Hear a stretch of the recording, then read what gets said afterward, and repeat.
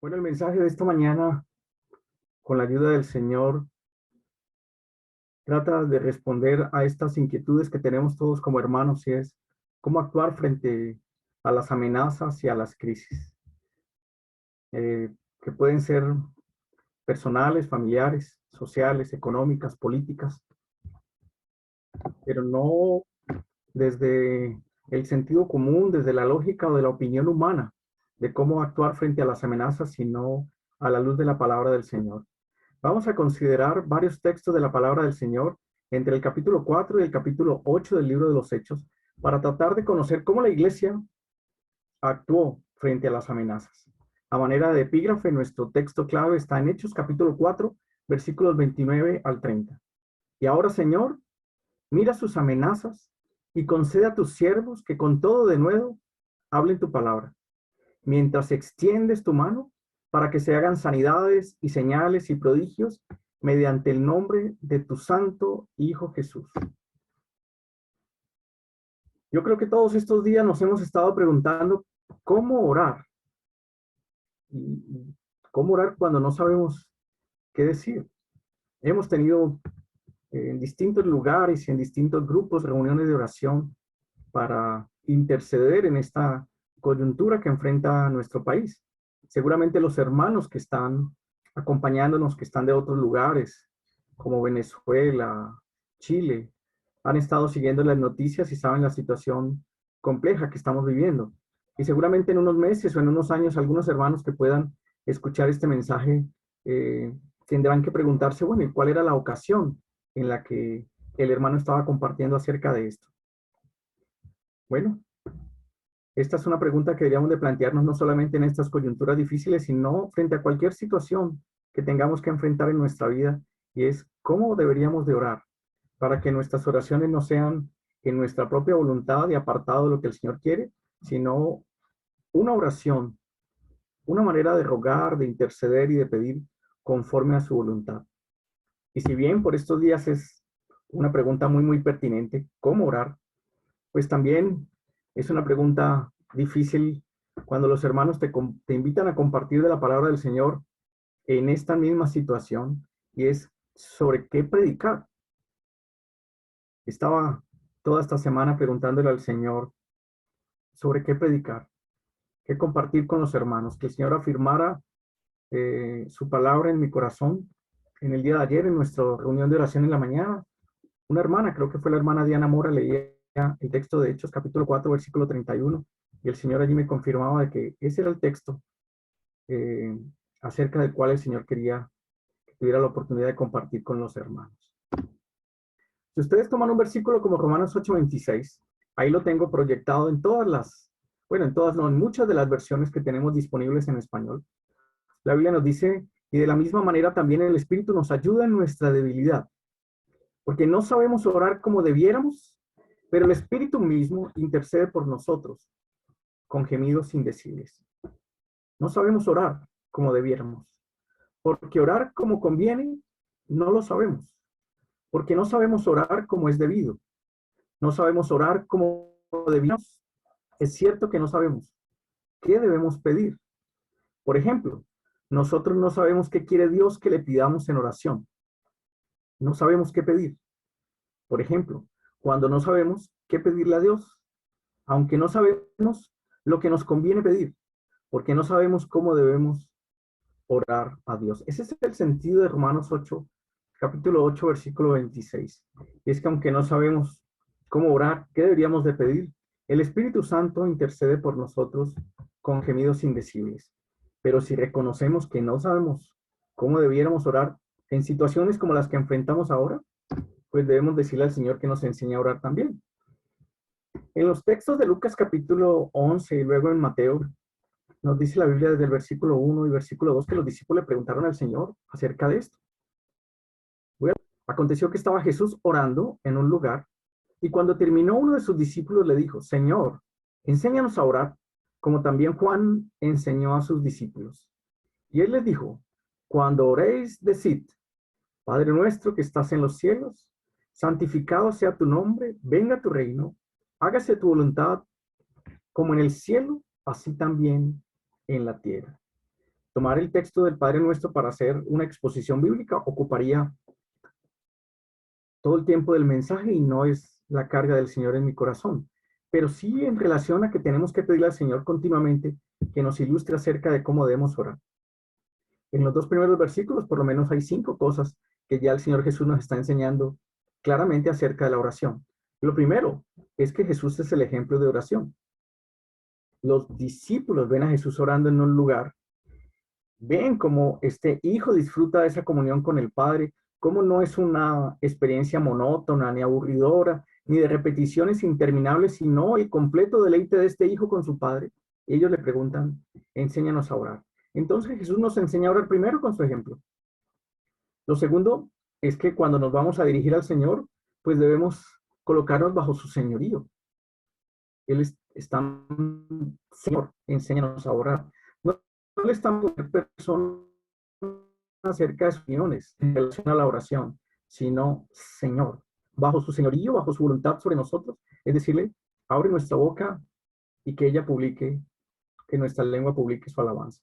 Los discípulos tenían la referencia, muchos estados como discípulos de Juan el Bautista primeramente, y ellos tenían ese conocimiento de que Jesús, que Juan el Bautista había enseñado a orar a sus discípulos. O sea que de alguna manera ellos ya sabían orar. Juan enseñó a sus discípulos a orar. Ellos ya sabían orar, pero el saber orar no es una condición estática en la que no podamos progresar y avanzar muchísimo más. Lo que ahí el versículo está diciendo es, bueno, ya tenemos el conocimiento que Juan el Bautista nos dio acerca de la oración, pero queremos ir mucho más allá. Y en esta actitud de nuestro corazón de aprender a orar es pedirle al Señor, Señor, yo quiero también crecer en mi vida de oración. Jesús les va a decir, cuando oréis, y hay otra cosa verdaderamente interesante, que sería como el cuarto punto a destacar en estos dos primeros versículos. Jesús es el ejemplo de oración. Si queremos aprender a orar, tenemos que colocarnos bajo su señorío. Y la oración no es algo estático, sino que tenemos que crecer y avanzar, mucho más allá de cualquier tipo de ilustración o conocimiento que tengamos previo de la oración. Ahora, cuarto punto, Jesús les va a decir, cuando oréis. O sea que si lo que queremos es aprender, no se trata de recibir un curso extenso acerca de cómo orar y luego hacerlo. Un curso teórico me refiero y luego empezar a orar. Sino que Jesús nos va a enseñar en este versículo que aprendemos a orar cuando oramos. Que si queremos aprender a orar, lo que tenemos que hacer es orar más, dedicar más tiempo, pasar más tiempo en la oración y así es que vamos aprendiendo a orar. Y lo quinto, pero no sería lo único, sino solamente en esta manera rápida de resaltar, es que Jesús les dice, cuando oréis, decid. La oración no debe ser algo que estemos pensando, porque el Señor, conociendo lo disipada que puede ser nuestra mente, que cuando estamos en la oración, sencillamente nuestros pensamientos se van a otras cosas, nos dice que cuando oremos, digamos, hablemos, pronunciemos nuestra oración de una manera audible y eso nos va a ayudar a avanzar en la oración. En Mateo capítulo 6, es el texto paralelo en la enseñanza del Padre Nuestro. En los versículos 5 al 8, el Señor Jesús nos va a decir que no seamos como los hipócritas que oran para ser vistos por los hombres. En el versículo 6 nos va a decir que tengamos nuestro lugar secreto de oración y nuestro Padre que ve en lo secreto nos recompensará en lo público. Luego va a decir, y es interesante que es los versículos previos a la enseñanza del Padre Nuestro, dice, no uséis vanas repeticiones. O sea, como si Jesús mismo se estuviera anticipando en el conocimiento que ya tenía de todas las cosas, que aún esa misma enseñanza acerca de la oración, tristemente, con el paso de los tiempos, muchas personas la convertirían no en una oración poderosa, sino en una vana repetición. Y va a decir que los gentiles piensan que por su palabrería serán oídos. El Señor está mirando lo profundo de nuestro corazón y como algún hermano escribe, es mejor estar sin palabras, pero con nuestro corazón para el Señor y no con muchas palabras y no nuestro corazón en la oración. No es por nuestras palabrerías, no es como algunas personas quieren enseñar, que es decretando o trayendo como fórmulas que quieren presentar como si fuera esa la fórmula mágica o la receta de la oración. El Señor va a decir que así oran los gentiles, que piensan que es por sus palabrerías, que van a ser oídos. No os hagáis semejantes a ellos, porque vuestro Padre sabe de qué cosa tenéis necesidad antes que vosotros le pidáis. Entonces no van a ser tonto nuestras palabras, sino nuestro corazón en la oración. Bueno, entonces, quisiera plantear 5 preguntas y tratar de encontrar las respuestas con ustedes a estas 5 preguntas en el capítulo 4, 5, 6, 7 y 8 del libro de los Hechos. Las 5 preguntas son: ¿cuáles fueron las razones de las amenazas para los siervos del Señor y para la iglesia? ¿En qué consistieron las amenazas? ¿Cómo reaccionó la iglesia a estas amenazas? ¿Qué lección de oración puedo aprender de la situación? ¿Y cómo puedo ayudar a otros? Estas son las 5 preguntas en las que nos vamos a ocupar en el resto de esta enseñanza en esta mañana. ¿Cuáles fueron las razones de las amenazas? ¿En qué consistieron las amenazas? ¿Cómo reaccionó la iglesia? ¿Qué lección de oración puedo aprender de la situación? ¿Y cómo puedo ayudar a otros a la luz del libro de los Hechos desde el capítulo 4 hasta el capítulo 8? Las razones de las amenazas están, los antecedentes están en el capítulo 3. Nos vamos a centrar en considerar del capítulo 4 al 8, pero estos son los antecedentes. Hay un hombre cojo de nacimiento, durante 40 años lo han llevado al templo. Pedro y Juan van en las horas de la tarde a hacer la oración de la tarde al templo. Pedro le dice: no tengo plata ni oro, en el versículo 6, pero de lo que tengo te doy, en el nombre de Jesucristo de Nazaret, levántate y anda. Y tomándole por la mano derecha le levantó, y al momento se le afirmaron los pies y los tobillos. Tienen 40 años de atrofia muscular, y dice que en ese momento se afirmaron los pies y tobillos, y saltando, nunca lo había hecho en la vida porque era un cojo de nacimiento y había estado postrado durante 40 años, se puso en pie y anduvo, y entró con ellos en el templo, andando y saltando y alabando a Dios, y todo el pueblo le vio andar y alabar a Dios. Claro, estaba estrenando sus piernas y no pudo contenerse para saltar y alabar al Señor.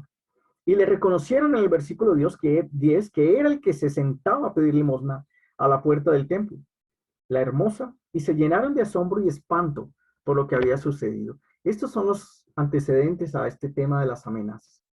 Durante 40 años, tal vez yendo todos los días a ese lugar, durante esos 40 años, pues seguramente varias generaciones de personas lo habían reconocido. Y entonces se llenaron de asombro y espanto por lo que había sucedido. Dice el versículo 11 del mismo capítulo 3, teniendo asidos a Pedro y a Juan, o sea, cojo se agarró de ellos dos, este cojo que había sido sanado, todo el pueblo atónito concurrió a ellos, al pórtico que se llama de Salomón. Y viendo esto Pedro, o sea, que todo el pueblo estaba allí congregado, respondió al pueblo, que estaban espantados y atónitos: varones israelitas, ¿por qué os maravilláis de esto? ¿O por qué ponéis los ojos en nosotros como si por nuestro poder o piedad hubiésemos hecho andar a este? Claramente está declarando aquí Pedro de que no era el poder de ellos ni la piedad de ellos. No eran poderosos en sí mismos, y la piedad de ellos mismos no era suficiente para lograr un milagro de estos, ni la de ellos ni la de nadie.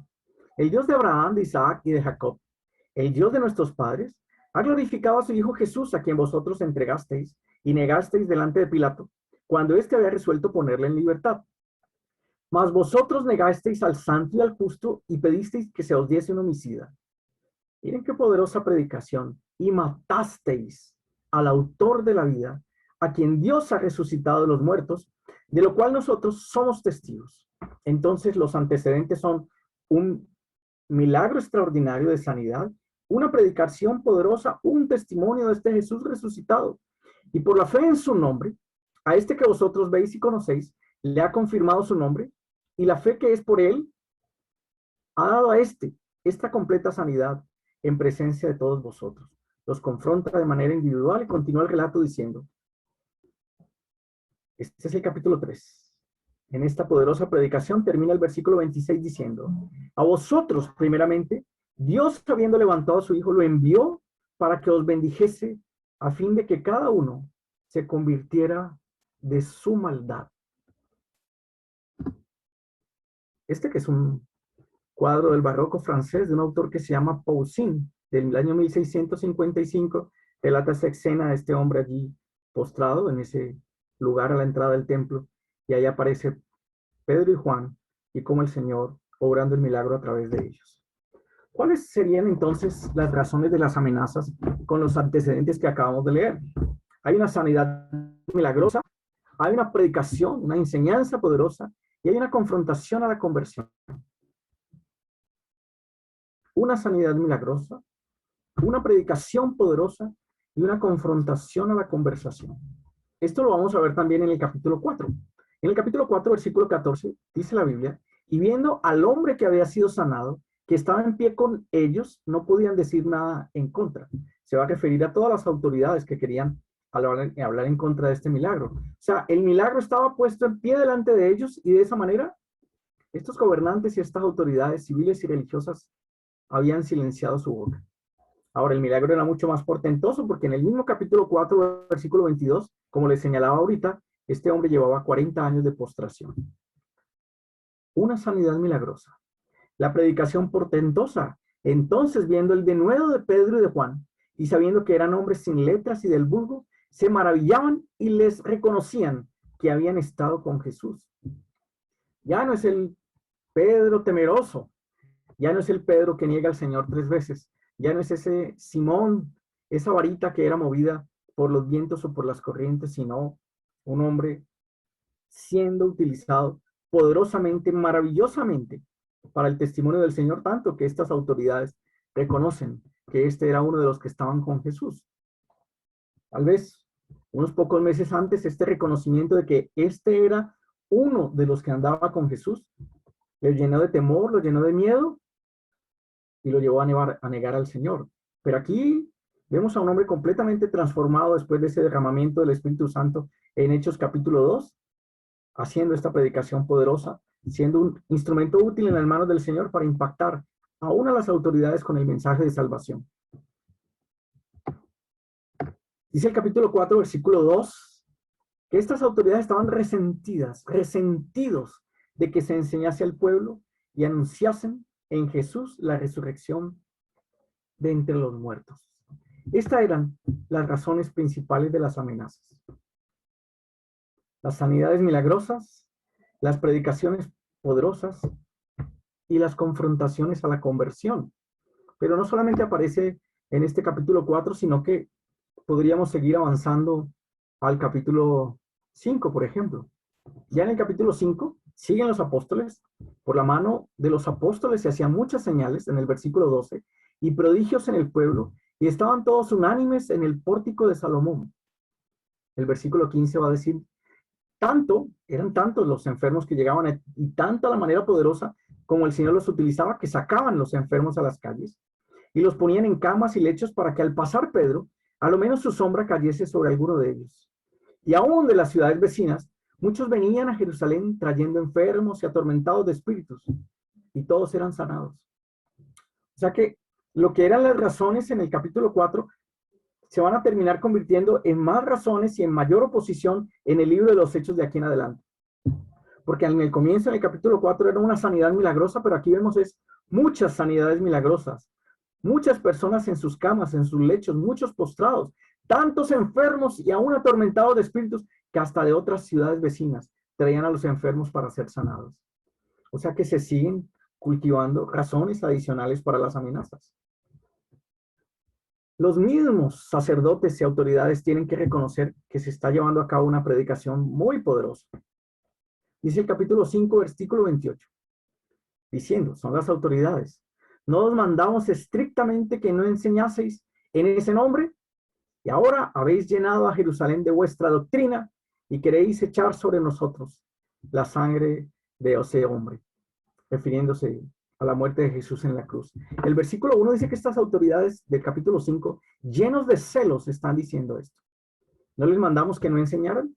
Nosotros les mandamos que no enseñen y ustedes llenan toda la ciudad con esa doctrina y ahora nos quieren culpabilizar de la muerte de Cristo.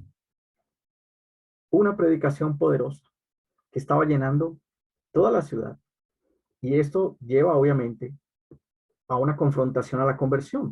Si nos devolvemos al capítulo 4, versículo 4, dice, pero muchos de los que habían oído la palabra creyeron y el número de los varones era como 5,000. O sea, es tan fuerte esa confrontación con esta predicación poderosa que el Señor está utilizando, que las conversiones se aumentan tremendamente. Las cifras anteriores del capítulo 2 habían hablado de 3,000. Ahora ya estamos hablando de 5,000. Y dice el capítulo 5, versículo 14, y los que creían en el Señor Jesús aumentaban más, gran número así de hombres como de mujeres. Y si seguimos avanzando en los capítulos de los Hechos, seguimos encontrando esas tres razones de las amenazas: sanidades milagrosas y hechos portentosos, predicaciones poderosas y confrontaciones para la conversión. Ya en el capítulo 6 aparece Esteban, lleno de gracia y de poder, hacía grandes prodigios y señales entre el pueblo. Ahora ya no van a ser solamente los apóstoles, sino unos jóvenes hermanos que han sido designados para atender a las mesas, que se conocen como los diáconos o como los servidores. Ahora el Señor también los utiliza poderosamente para hacer grandes prodigios y señales. O sea que ese impacto de esas señales portentosas, aún a través de otros hombres, el Señor las va a llevar a cabo y los va a llenar a considerar que tal vez tiene mayores razones para continuar haciendo sus amenazas. La predicación sigue siendo poderosa, pero ahora no solamente de Pedro y de Juan, sino por ejemplo de Esteban en ese capítulo 6. Entonces se levantaron unos de la sinagoga llamada y de los de Cirene, de Alejandría, de Cilicia y de Asia, con Esteban, pero no podían resistir a la sabiduría y al espíritu con que hablaba. Poderosas predicaciones. Y obviamente todo esto era llevado a mayor número de conversiones. Dice el capítulo 6, versículo 5. Y está Esteban, varón del Espíritu Santo. En el versículo 6 dice: a los cuales presentaron ante los apóstoles, quienes orando les impusieron las manos. Y crecía la palabra del Señor, y el número de los discípulos se multiplicaba grandemente en Jerusalén. También muchos de los sacerdotes obedecían a la fe. A través de esos milagros, de esas predicaciones y esas confrontaciones para la conversión, pues el Señor está llevando a cabo su plan y la extensión de su reino. Esto que para nosotros debería ser motivo, y lo es, de glorificar al Señor, pues para estas autoridades en este tiempo tenían el efecto completamente contrario. ¿En qué consistían las amenazas? Nos devolvemos al capítulo 4. Miren qué tremendo lo que va a aparecer allí. Y hablando ellos al pueblo, o sea, los apóstoles, vinieron sobre ellos. Les caen a Pedro y a Juan por esa predicación y por la realización de ese milagro del Señor a través de ellos. ¿Quiénes caen sobre ellos? 1, los sacerdotes. 2, el jefe de la guardia del templo, o sea, como el jefe de la policía del templo. Los saduceos. Acuérdense que Pedro y Juan están hablando de la resurrección. Y Hechos capítulo 23, versículo 8 nos va a decir que los saduceos no creían en la resurrección, no creían en los ángeles, no creían en los milagros. Y ahora están confrontados frente a uno de ellos. Y resentidos de que enseñasen al pueblo y anunciasen en Jesús la resurrección de entre los muertos, les echaron mano. O sea, una manera de decirlo que fue una sujeción violenta, y los pusieron en la cárcel hasta el día siguiente porque ya era tarde. Pero muchos de los que habían oído la palabra creyeron, y el número de los varones era como 5,000, como lo acabamos de leer. Y aconteció al día siguiente, ellos pasan esa noche en la prisión, que se reunieron en Jerusalén los gobernantes, los ancianos, los escribas, y el sumo sacerdote Anás, y Caifás, y Juan, y Alejandro, y todos los que eran de la familia de los sumos sacerdotes. Y poniéndoles en medio les preguntaron: ¿con qué potestad o en qué nombre habéis hecho vosotros esto? ¿Recuerdan qué fue lo que ellos hicieron? Dejarse utilizar en la mano del Señor para obrar un milagro y hacer una predicación del mensaje del Señor y confrontar a las personas para que se convirtieran a Él. Y aquí aparecen las amenazas. Les he puesto como unos numeritos a quienes son los amenazadores: los sacerdotes, el jefe de la guardia del templo, los saduceos, pero en el versículo 5 luego va a decir los gobernantes, los ancianos, los escribas, el sumo sacerdote Anás, Caifás, que era el suegro del sumo sacerdote, Juan y Alejandro, que no hay un registro histórico de quiénes eran ellos, pero tal vez para Lucas, que escribió esto para ese tiempo, eran personajes conocidos para ese momento. O sea, ahí es el perro y el gato y todos los que eran de la familia de los sumos sacerdotes. ¿Se imaginan semejante confrontación? Va a decir el versículo 7, poniéndolos en medio. Ahí está. El temeroso del Pedro y el temeroso del Juan en medio de todos estos. De sacerdotes, de guardias del templo, de saduceos, de gobernantes, de ancianos, de escribas, del sumo sacerdote, de Caifás, de Juan, de Alejandro, de la familia de los sumos sacerdotes. Y van a estar estos dos hermanos, previamente reconocidos por sus temores. Y poniéndoles en medio les preguntaron, ¿con qué potestad o en qué nombre habéis hecho vosotros esto? Ahí está el grueso de la amenaza. Era una manera como decirles, ustedes no se dan cuenta de que somos muchos, ustedes no se dan cuenta de que somos poderosos, ustedes no se dan cuenta de que nosotros aquí somos los que tenemos la autoridad, somos los que en nuestro nombre se hacen las cosas. No han pasado sino unos pocos meses y ya se les olvidó lo que le hicimos a su Jesús, a su Maestro. ¿Ustedes creen que no podemos hacer lo mismo con ustedes? ¿Ustedes creen que no podemos hacer lo mismo con sus familias? ¿Ustedes creen que no podemos hacer lo mismo con todos estos locos seguidores que están detrás de ustedes? Era una situación verdaderamente intimidante. Una cosa es leerlo ahora y otra cosa es tratar de trasladarnos a esa situación de confrontación tan tremenda. Todos estos 10 poderosos por número, pero que están anunciados en plural, o sea que son 10 estamentos de poder, digámoslo así, pero está en plural sacerdotes, está en plural saduceos, gobernantes, ancianos, escribas y la familia de los sumos sacerdotes. O sea que podrían haber sido cientos de personas los que estaban rodeando a Pedro y a Juan para decirles, ¿con qué potestad o en qué nombre habéis hecho vosotros esto? ¿Cómo creen los hermanos que va a continuar esta historia? ¿Qué va a pasar en el testimonio de Juan, de Pedro? ¿Qué va a pasar en la iglesia de allí en adelante? ¿Se van a acobardar? ¿Van a guardar silencio? ¿Van a estar amedrentados? ¿Van a decirle al Señor, Señor, te olvidaste de nosotros? ¿Te salieron las cosas del control? ¿Qué es lo que te está pasando? ¿Cómo va a continuar este relato en el libro de los Hechos? Bueno, las amenazas van a continuar. En Hechos capítulo 4, versículo 21 va a decir que entonces las autoridades, ellos, les amenazaron y les soltaron, no hallando ningún modo de castigarles por causa del pueblo, porque todos glorificaban a Dios por lo que se había hecho. Amenazas, prisión, muy breve la prisión de un día para otro, y finalmente los sueltan en el capítulo 4. Pero este tema de las amenazas se convierte en un tema progresivo. Miren lo que ya va a suceder en el capítulo 5.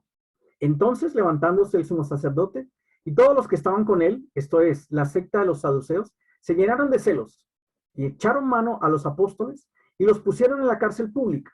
Y el versículo 40 va a decir, en el mismo capítulo 5, y convinieron con él y llamando a los apóstoles, después de azotarlos, les intimaron que no hablasen en el nombre de Jesús y los pusieron en libertad. Primero, hay prisión y amenaza en el capítulo 4. Tal vez esta prisión a la que se refiere era una prisión allí mismo, en el mismo lugar donde se reunía el Sanedrín. Pero en el capítulo 5 ahora va a ser una prisión distinta. Los van a poner en la prisión pública, pero el versículo 40 nos va a decir que los azotan y los amenazan. En el capítulo 4 solo los amenazan y los sueltan, pero aquí los ponen en la prisión pública, los azotan y luego los amenazan. Miren la progresión de las amenazas, de la oposición. Primero son solamente amenazas. Aquí son amenazas y prisión, pero luego va a ser prisión, va a ser azotes y más amenazas. Y esto continúa progresando ¿hasta cuánto? En el capítulo 7. Miren la oposición tan tremenda que se levanta a ese testimonio de Esteban. Entonces sobornaron a unos para que dijesen que le habían oído hablar palabras blasfemas contra Moisés y contra Dios. Y soliviantaron al pueblo, a los ancianos y a los escribas, y arremetiendo, le arrebataron y le trajeron al concilio. Y pusieron testigos falsos que decían, este hombre no cesa de hablar palabras blasfemas contra este lugar santo y contra la ley. Pues le hemos oído decir que ese Jesús de Nazaret destruirá este lugar y cambiará las costumbres que nos dio Moisés. Miren la progresión. Aquí ya es con sobornos, es soliviantando al pueblo, es arrebatándole de manera violenta, es consiguiendo testigos falsos. ¿Y en qué finalmente va a terminar la progresión de toda esta oposición? En el mismo capítulo 7 de Hechos, el versículo 58 va a decir, y echándole fuera de la ciudad, le apedrearon. Y los testigos pusieron sus ropas a los pies de un joven que se llamaba Saulo. Quiero, hermanos, que ustedes conmigo vean la progresión de esta oposición. ¿Cómo empieza con amenazas? con prisión, pero luego hay azotes, luego hay sobornos, testigos falsos, y luego finalmente el primer mártir de la iglesia. Y esta iglesia en Jerusalén que apenas está empezando, tiene que enfrentar esto. Y tienen que encontrar las respuestas en el Señor. Y tienen que dejar un testimonio escrito para nosotros. Porque el Señor anunciaba de que en el futuro estas cosas también acontecerían. ¿Y cómo sabríamos ya en el siglo XXI? ¿Cómo deberíamos de actuar cuando estas cosas sucedan? Gracias al Señor por su palabra, porque no nos lo dejó a nuestro propio ingenio o a nuestra propia ficción. ¿Recuerdan las 5 preguntas? ¿Cuáles fueron las razones de las amenazas? Bueno, ya las vimos. ¿En qué consistieron las amenazas y la progresión de las amenazas? Ya las vimos también, que terminan hasta en el martirio, hasta en el apedreamiento. ¿Cómo reaccionó la iglesia? ¿Qué lección de oración podemos aprender? ¿Y cómo podemos ayudar a otros? ¿Cómo creen ustedes, hermanos, que reaccionó la iglesia a estas situaciones tan fuertes que está enfrentando? Seguimos en Hechos capítulo 4 para ver la reacción de la iglesia. Mas Pedro y Juan respondieron diciéndoles en el versículo 19, juzgad si es justo delante de Dios, obedeced a vosotros antes que a Dios. Porque no podemos dejar de decir lo que hemos visto y oído. Entonces les amenazaron y les soltaron, no hallando ningún modo de castigarles por causa del pueblo, porque todos glorificaban a Dios por lo que se había hecho, ya que el hombre en quien se había hecho este milagro de sanidad tenía más de 40 años. Y puestos en libertad, vinieron a los suyos y contaron todo lo que los principales sacerdotes y los ancianos les habían dicho. Y ellos, habiéndolo oído, alzaron unánimes la voz a Dios y dijeron, soberano Señor, tú eres el Dios que hiciste el cielo y la tierra, el mar y todo lo que en ellos hay. No se amedrentaron. No importa esa larga lista de sacerdotes, de saduceos, del guardián, del jefe de la policía del templo, los escribas, el sumo sacerdote, la familia de los sumos sacerdotes. Nada. No podemos dejar de decir lo que hemos visto y oído. Esa fue la reacción de Pedro y de Juan. Cuando llevaron el testimonio a la iglesia en Jerusalén, ¿cuál fue la reacción? Alzaron unánimes la voz. Me parece tremendo cuando escucho a los hermanos, cuando leo que los hermanos escriben, cómo en una situación de coyuntura como la que estamos viviendo, aparecen posiciones que no son posiciones espirituales, sino claramente partidarias, políticas, y se le pone ese tinte de lado y lado. O sea, lo que el efecto debería de tener de la oposición para la iglesia es traer unanimidad, para de esa manera unánime alzar nuestra voz al Señor. Es casi como si uno escuchara a 2 hermanos orando y como si un hermano estuviera contrarrestando la oración del otro. Señor, ¿cuánto nos falta aprender a reaccionar frente a estas circunstancias tan difíciles que enfrentamos y las que podrían venir hacia adelante, que podrían ser, de acuerdo a la palabra del Señor, peores aún, pero no para traer división, no para traer confrontación entre los hermanos, para que en un grupo de WhatsApp de una iglesia terminen peleando, defendiendo sus posiciones políticas y tristemente a veces hasta sus propios candidatos, Señor. El pueblo lo que dice es, soberano Señor, como lo miraremos más adelante en el momento de la oración. El Señor es el soberano. Si actuamos de esa manera de tomar partido, estamos cayendo bajo la soberanía de nuestros propios impulsos, de nuestros propios razonamientos o de la inclinación política que alguna persona pueda tener. Pero es ante nuestro soberano Señor que nos vamos a inclinar. Él es el Señor del cielo y de la tierra, del mar y de todo lo que en ellos hay. Esto en el capítulo 4.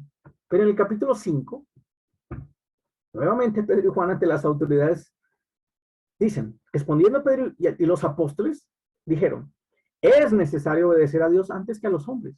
Otra manera de decir, no podemos dejar de decir lo que hemos visto y oído. Ahora, Pedro aprovecha esa circunstancia siempre también para continuar dando testimonio poderoso del Señor, aún entre las autoridades, porque ellos no habían escuchado el mensaje todavía. El Dios de nuestros padres levantó a Jesús, a quien vosotros matasteis colgándolo en un madero. A este Dios ha exaltado con su diestra por príncipe y salvador, para dar a Israel arrepentimiento y perdón de pecados. Y nosotros somos testigos suyos de estas cosas. Y también el Espíritu Santo, el cual ha dado Dios a los que le obedecen. Más fortaleza para dar ese testimonio del Señor, más firmes en su testimonio. Somos sus testigos. Es necesario obedecer a Dios antes que a los hombres. Al final del capítulo 5, en el versículo 41, va a decir, después de que salen azotados, y ellos salieron de la presencia del concilio, ¿cómo dice la Biblia? No entristecidos, acongojados, temerosos. Todo lo contrario, dice la Biblia, que salieron gozosos de haber sido tenidos por dignos de padecer afrenta por causa del nombre.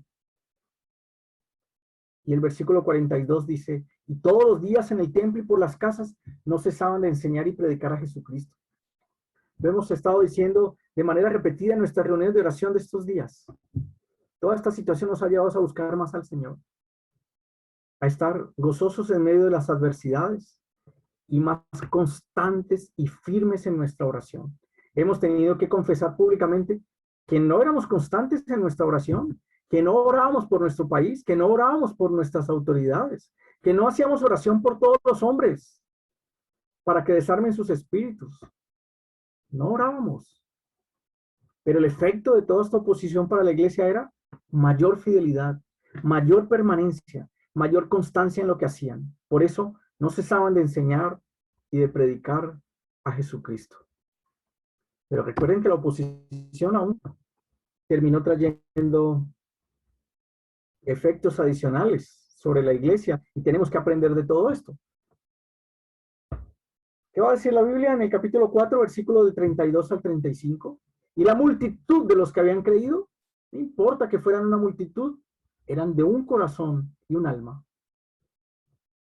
La oposición, las dificultades y el conflicto externo que se pueda estar experimentando no traía división a esa multitud, sino que los estrechaba más y más en un solo corazón y una alma.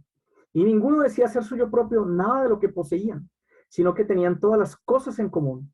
Y con gran poder los apóstoles daban testimonio de la resurrección del Señor Jesús, y abundante gracia era sobre todos ellos.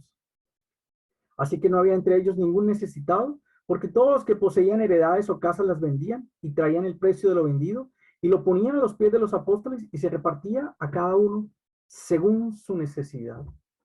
¿Cuál es la reacción de la iglesia a todo esto? Mayor unidad, un solo corazón, una sola alma.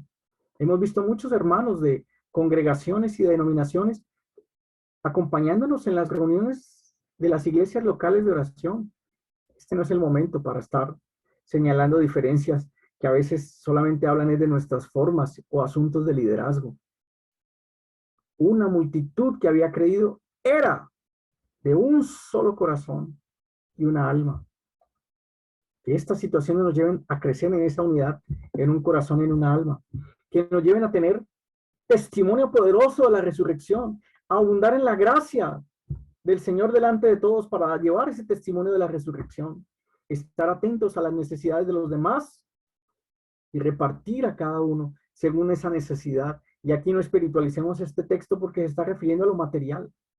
Que nuestra mano no se cierre viendo al hermano que está pasando una terrible necesidad, teniendo nosotros la oportunidad de poder bendecirlo con nuestra ayuda. Esto no es figurado, esto no es alegórico. Esto es real. El efecto que en la iglesia de Jerusalén tenía toda esta oposición.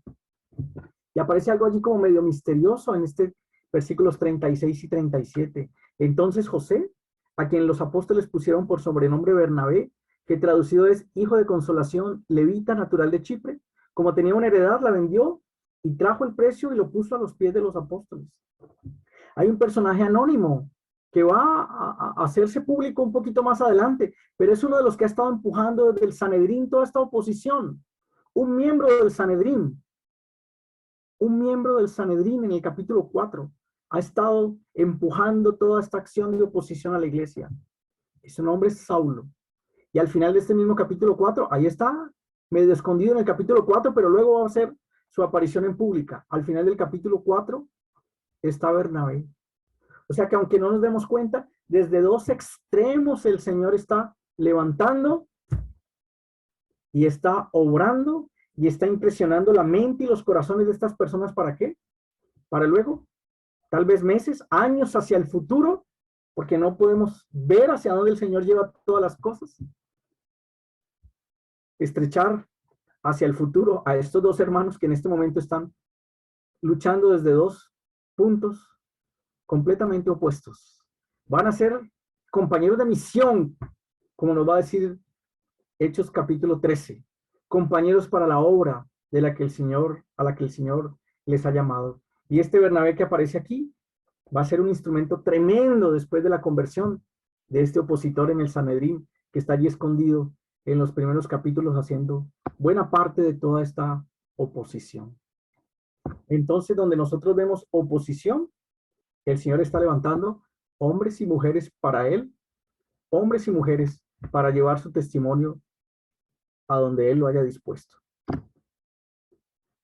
Recuerden que lo que era amenazas va progresando, la oposición se va haciendo más terrible hasta el martirio y hasta el apedreamiento. Pero ¿cómo reacciona la iglesia a todo esto? Capítulo 8. Y Saulo, aquí ya se hace público. Dice que en el capítulo 4 estaba como medio escondidito, haciendo de las suyas.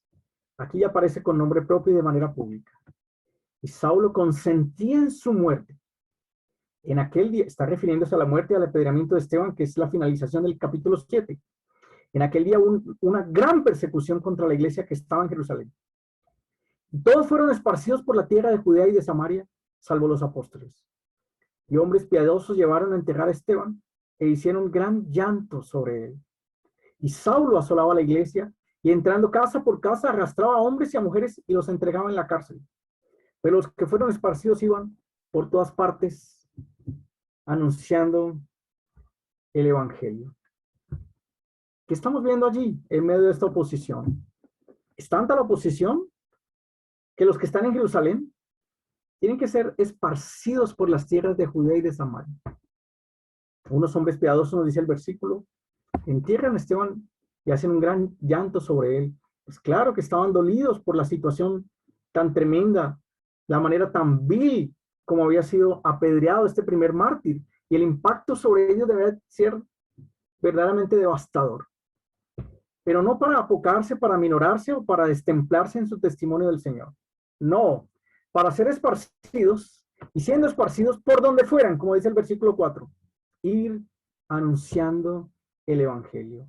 Ese fue el efecto de toda esta oposición. Pero aquí hay un asunto también escondido en el libro de los Hechos. Digo escondido de manera respetuosa con la palabra del Señor, sino allí como para que nosotros profundicemos y lo descubramos.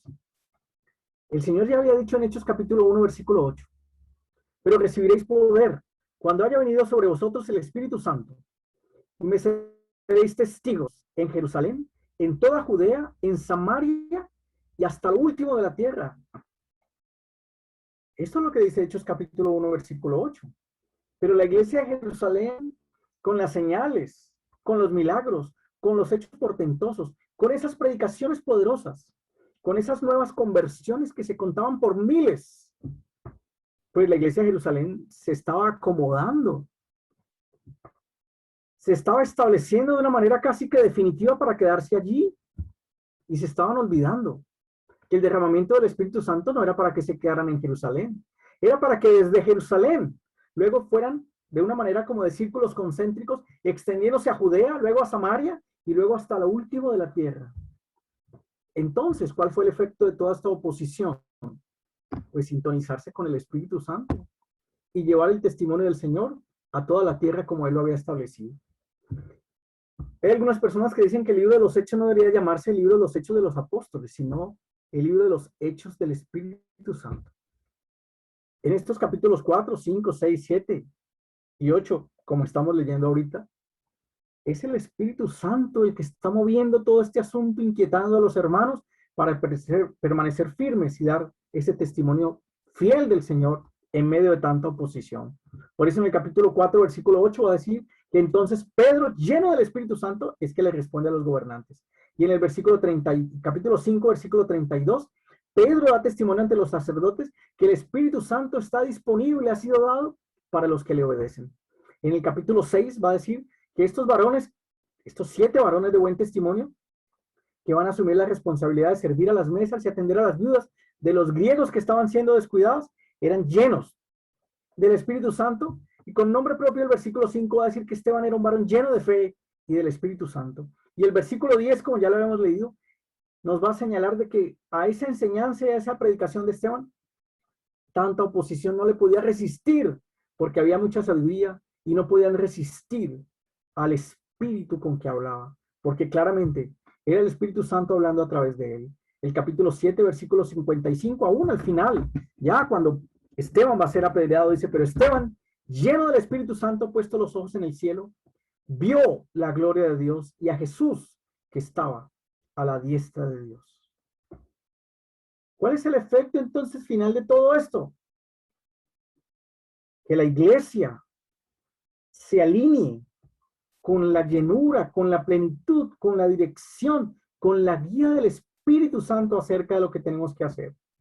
Y regreso ahorita al capítulo 4 para leer el versículo 31. Y cuando hubieron orado, el lugar en que estaban congregados tembló y todos fueron llenos del Espíritu Santo y hablaban con denuedo la palabra de Dios. Hacia esa plenitud nos debe llevar, hacia esa plenitud del Espíritu Santo. Cualquier tipo de amenaza, cualquier tipo de confrontación, de oposición, de situación conflictiva que tengamos que enfrentar, personal, familiar, social, política, económica, a ser llenos del Espíritu Santo. La iglesia en el primer siglo, la iglesia en Jerusalén lo entendió muy claramente. Que el Señor nos ayude para que 21 siglos después lo podamos seguir viendo con la misma claridad. Nuestras preguntas: ¿cuáles fueron las razones de las amenazas? ¿En qué consistieron las amenazas? ¿Cómo reaccionó la iglesia? Bueno, y ahora, ¿qué lección de oración podemos aprender de todo esto? ¿Y cómo podríamos ayudar a otros? Esa debe ser nuestra oración, Señor. Enséñanos a orar. Esta era una situación completamente nueva para la iglesia, y en esta situación completamente nueva para la iglesia, en Hechos capítulo 4, ellos, habiéndolo oído, la iglesia, habiendo oído el testimonio de Pedro y de Juan, de esa primera prisión y de esas amenazas, unánimes, alzaron la voz a Dios y dijeron: soberano Señor, tú eres el Dios que hiciste el cielo y la tierra, el mar y todo lo que en ellos hay. Que por boca de David tu siervo dijiste: ¿por qué se amotinan las gentes y los pueblos piensan cosas vanas? Se reunieron los reyes de la tierra y los príncipes se juntaron en uno contra el Señor y contra su Cristo. Porque verdaderamente se unieron en esta ciudad contra tu santo Hijo Jesús, a quien ungiste Herodes y Poncio Pilato con los gentiles y el pueblo de Israel, para hacer cuanto tu mano y tu consejo habían determinado que sucediera. ¿Qué podemos aprender de la oración de la iglesia en esta coyuntura? Unidad, unanimidad para orar, para alzar la voz, unidos en oración. ¿Qué pudieron aprender? Que el Señor es soberano. Es más fácil repetirlo que vivirlo y que creerlo. Es más fácil decir que el Señor es soberano que saber que lo que esto implica es que debe traer paz a nuestro corazón, porque es una manera de decir que el Señor sigue en el trono, en el control de todas las cosas, que absolutamente nada se escapa de su control. Nuestro Dios soberano es el Dios del cielo y de la tierra, es el Dios del mar y de todo lo que en ellos hay. Sabrán los hermanos aún que en el mar hay animales que todavía no han sido descubiertos. Y algunos de los expertos dicen que pueden ser más los que faltan por descubrir que los que han sido descubiertos. Pues eso que el hombre desconoce, el Señor es el Rey soberano aún sobre eso que el hombre desconoce. Aprendieron a orar en unidad. Aprendieron a ver a ese Señor soberano al cual oran. Aprendieron que lo que está escrito en el Antiguo Testamento no son palabras humanas, no son palabras de David, citando el Salmo 2, sino por boca de David tu siervo, dijiste, que es el Señor en que habla en su palabra y no David. Lo aprendieron en esta coyuntura que estaba enfrentando la iglesia. Aprendieron a orar conforme a la palabra del Señor, como nosotros estamos aprendiendo hoy en día. Aprendieron que aún hasta ese hecho que humanamente se podía juzgar como muy, muy triste, en que Herodes y Pilato, teniendo la autoridad para haber liberado a Jesús, liberado en la cruz, humanamente, que sabemos que espiritualmente no había opción para nadie en esa época ni para nosotros hoy en día. El Señor Jesús mismo lo tenía tan claro que decía que Él no había venido para salvarse a sí mismo, sino para dar su vida en rescate por todos. Pero hablando humanamente, va a decir Lucas capítulo 23, versículo 12, una cosa verdaderamente horrorosa, pero que no se escapa del mismo Dios soberano del que estamos hablando. Lucas capítulo 23, versículo 12 dice, y se hicieron amigos Pilato y Herodes aquel día, el día del juicio del Señor Jesús. Pilato y Herodes se hicieron amigos, porque antes estaban enemistados entre sí. Pilatos y Herodes estaban de pelea. Dice Lucas 23 que Pilato se dio cuenta que Herodes estaba en Jerusalén por esos días y entonces lo envió como si fuera su jurisdicción. Pero estos dos enemigos, Pilatos y Herodes, se hicieron amigos. ¿Se hicieron amigos para qué? Aquí vuelve y aparece la soberanía del Señor. Versículo 28. Para hacer cuanto, oigan, tu mano, Señor soberano, y tu consejo, Señor soberano, habías antes determinado que sucediera. Ni siquiera esta nueva amistad de Pilatos y de Herodes para tomar esa decisión en el juicio era algo que se escapaba de ese soberano Señor. ¿Cuánto nos falta entonces a nosotros conocer cuál es el Señor soberano al que dirigimos nuestras oraciones?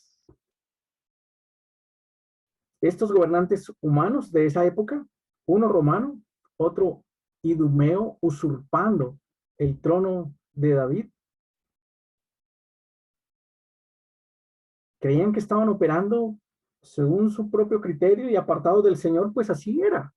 Pero aún por todo lo apartados que estaban del Señor, la manera como ellos estaban decidiendo, estaban llevando a cabo lo que tu mano, soberano Señor, tu consejo había determinado antes que sucediera.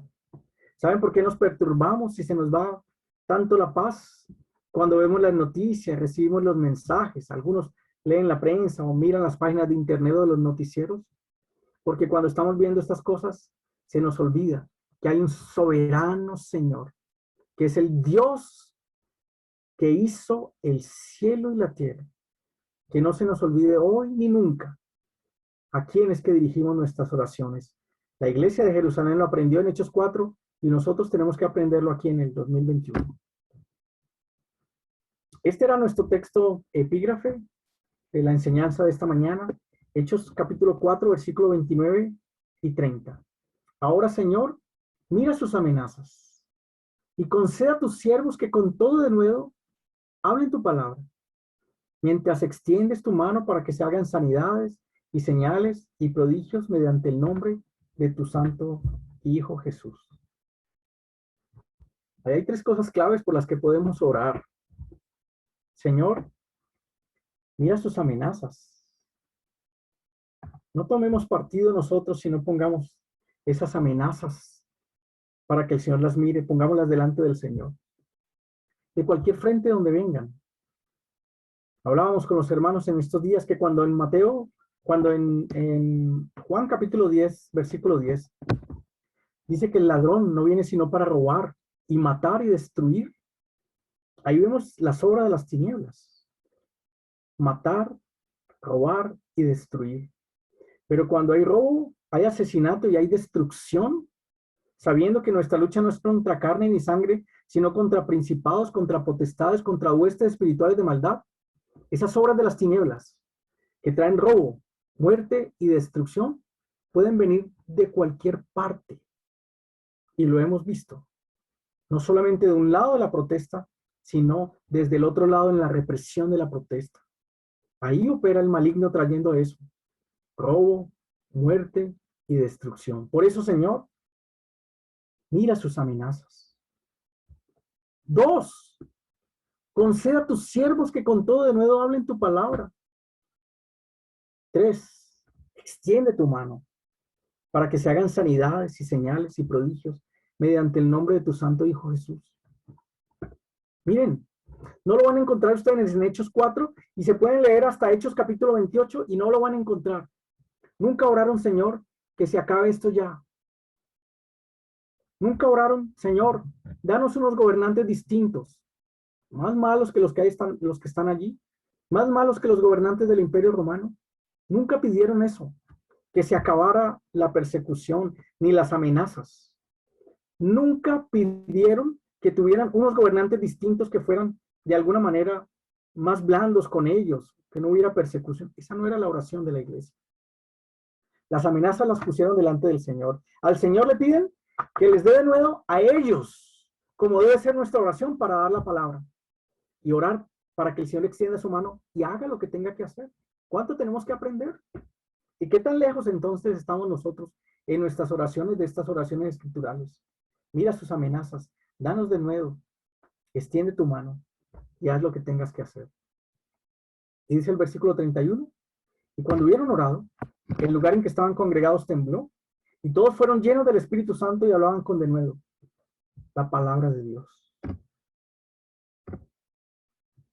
Pongamos las amenazas delante del Señor, pongamos todo delante del Señor. Dice Filipenses que por nada estemos afanados, sino que sean conocidas nuestras peticiones delante del Señor con acción de gracias. No nos las guardemos, no las recreemos aquí en nuestra mente y en nuestro corazón. Pongamos en oración todo eso delante del Señor.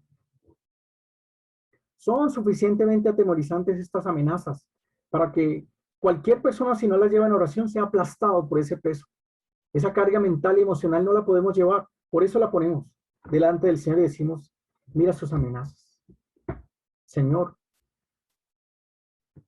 concédenos ver un tiempo de cosecha para dar testimonio de ti en esta situación, para que con denuedo hablemos tu palabra.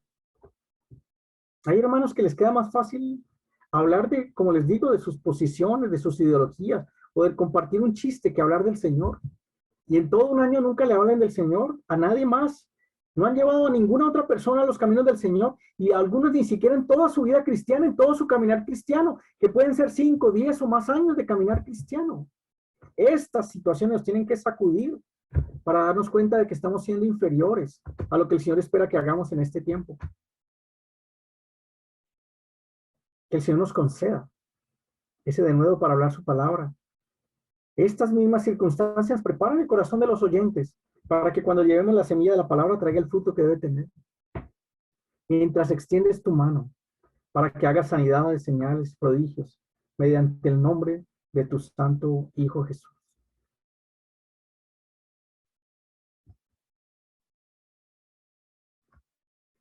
¿Cómo podemos ayudar a otros? Era la quinta y última pregunta para ir terminando el mensaje de esta mañana. Pues ahí estamos viendo la iglesia cómo actuó. 1, orando. Cuando hubieron orado, el lugar en que estaban congregados tembló. Capítulo 4, versículo 31. Y todos fueron llenos del Espíritu Santo y hablaban con denuedo la palabra de Dios. Necesitamos orar. Necesitamos que el Señor haga temblar donde estamos congregados. Nos sacuda de nuestros lugares. ¿Qué nos ha hablado el Señor en estos días? Que estamos dormidos, que necesitamos despertarnos, que necesitamos levantarnos, que necesitamos salir de nuestra comodidad, que tenemos que dejar de esperar que las personas vengan a nosotros y que tenemos que salir a buscarlas con el testimonio del Señor. Demasiado confort, demasiada comodidad. Necesitamos ser sacudidos de nuestros lugares. Necesitamos ser llenos del Espíritu Santo, alineados con la dirección, con la guía del Espíritu Santo para nosotros. Eso es lo que necesitamos en esta hora. No llenarnos de nosotros mismos, sino llenos del Espíritu Santo. ¿Llenos del Espíritu Santo para qué? Para tener una experiencia emocional, para caernos al suelo y levantarnos siguiendo exactamente igual. Hechos 1:8 ya lo leímos, dice, para ser testigos. Recibiréis poder del Espíritu Santo para ser testigos. Y me seréis testigos en Jerusalén, en Judea, en Samaria y hasta lo último de la tierra. El Espíritu Santo no es para alimentar algún tipo de experiencia emocional. Es poder para ser testigos. Es más, de acuerdo a este texto, ni siquiera era para que hablaran en lenguas. Fueron llenos del Espíritu Santo. Se estremeció ese lugar donde estaban. O sea, una plenitud, una llenura del Espíritu Santo. Pero no hablaron en lenguas, sino que hablaron con denuedo la palabra de Dios. Así podemos ayudar a nosotros a otros, orando, saliendo de nuestra comodidad, siendo llenos del Espíritu Santo y hablando con denuedo. ¿Qué quiere decir la palabra denuedo que debe ser nuestra oración? Quiere decir brío, esfuerzo, intrepidez, valor, decisión, resolución, arrojo, determinación, audacia, ánimo. Pareciera ser todo lo contrario de lo que algunos hermanos están experimentando en estos momentos. Así podemos ayudar nosotros a otros, orando, saliendo de nuestra comodidad, siendo llenos del Espíritu Santo y hablando con de nuevo la palabra de Dios. Primero a los que están más cerca de nuestra propia familia, nuestro vecindario, nuestro lugar de estudio, de trabajo, y luego llegar hasta lo último de la tierra con el testimonio del Señor. Una palabra con denuedo, intrépida, con resolución, con arrojo, determinada, con buen ánimo, audaz. A eso nos llama el Señor. Ahí respondimos nuestras 5 preguntas. Los hermanos en Hechos capítulo 4 oraron con el Salmo 2. Hacen una cita del Salmo 2 en Hechos capítulo 4, una cita corta. Yo quisiera terminar en esta mañana orando con el Salmo 2, que es el texto que ellos citaron en su oración. ¿Por qué se amotinan las gentes y los pueblos piensan cosas vanas? A veces nos preguntamos, Señor, esto. ¿Por qué tantos amotinamientos, tantas protestas, tantas cosas? ¿Por qué los pueblos, Señor, piensan tantas cosas que no son tan vacías, sin sentido, sin fundamento? Tu misma palabra responde por qué sucede eso. Porque se levantarán los reyes de la tierra y príncipes consultarán unidos contra Jehová y contra su ungido, diciendo, rompamos sus ligaduras y echemos de nosotros sus cuerdas. Señor, los reyes de la tierra, los príncipes, los pueblos, Señor, han querido romper las ligaduras contigo, Señor. Han querido echar las cuerdas de amor que tú has puesto sobre ellos. Y separados de ti no podemos hacer nada. Ahí están los motines y están los pueblos levantados pensando cosas vanas. En alejarse más de ti, en separarse más de ti, así endurecer más el corazón, Señor.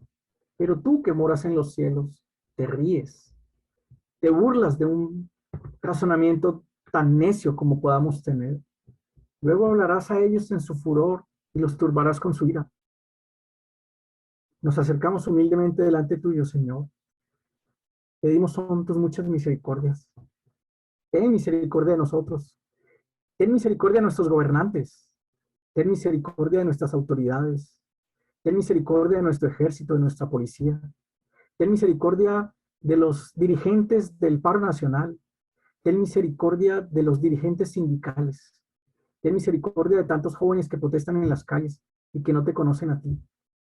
Ten misericordia, Señor, de nosotros, que somos tu pueblo, los hijos tuyos, y hemos sido indiferentes, Señor, o fríos en nuestro clamor o nuestra responsabilidad de dar testimonio de ti para ellos, Señor. Ten misericordia de nuestro país. Yo he puesto mi rey sobre Sión, mi santo monte. Yo publicaré el decreto. Jehová me ha dicho, mi hijo eres tú, yo te engendré hoy. Señor, nos sometemos bajo tu señorío. Tú eres nuestro rey soberano que está en el control de todas las cosas. Bajo tu autoridad y bajo el gobierno tuyo en nuestras vidas, Señor, nos sometemos en esta mañana. Necesitamos conocer tu voluntad. Necesitamos ver tu voluntad.